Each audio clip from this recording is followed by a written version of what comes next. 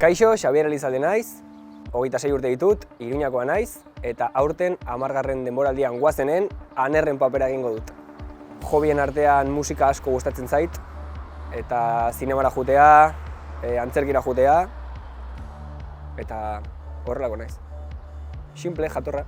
19 urtekin TAE Donostian ikasi nuen, eta gero Altsasuko telesaien egon nintzen baita ere, eta bizpahiru antzezlan, labur metrai eta barra egin ditut, eta aurten uda ezberdin bat edukiko dugu, eta goazenen ustut bigarren aldia aurkezten naizela, eta hementxe nago, osea, espero dut asko disfrutatzea eta gozatzea elkarrekin.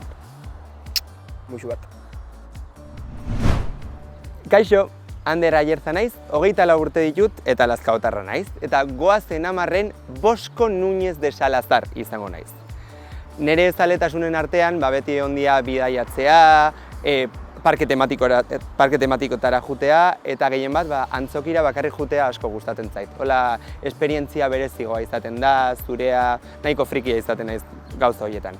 Eta, txikitatik musika ikasi den, nire ama musikako irakaslea da, eta oraintxe bertan bukatu ditut nire antzerki musikaleko ikasketak Madrilen, eta honean ator zuzenen, goazten 10 grabatzera, así que Bosko eta Anderretaz zerbait gehiago jakin nahi balin badezue, ez galdu goazeneko denboraldi berria. Agur! Kaixo, zer moduz, Aize Astrai naiz, 19 urte ditut, eta Anotzibarrikoa naiz, Iruña ondoan dagoen herri txiki batekoa, eta aurtengo denboraldian lea izango naiz.